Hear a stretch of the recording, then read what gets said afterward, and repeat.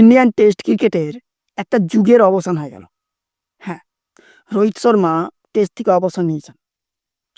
2013 সালে test cricket শুরু করেন, আর আজ 2025, 50টারও বেশি টেস্ট ম্যাচ খেলে তিনি অবসর ঘোষণা করলেন।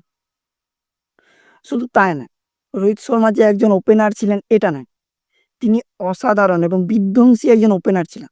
তাবর তাবর বোলাররাও তার সামনে বল করতে ভয় পেতেন।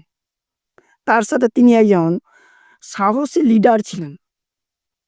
সেটা গাব্বার টেস্ট জয় হোক বা ইংল্যান্ডের বিরুদ্ধে comeback, Rohit test journey will always be রিমেম্বারেড।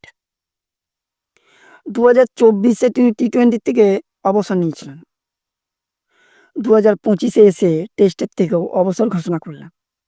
তবে একটা জিনিস এখন কনফার্ম, যে 2027 50 ওভারের যে বিশ্বকাপ সেটা তিনি খেলবেন, এটা কনফার্ম। আর আমরা এটাও আশা করি যে 2027-এ বিশ্বকাপ রোহিত শর্মার হাতে দেখতে পারবো। অবশ্যই আপনারা কমেন্টে সেটা জানাবেন।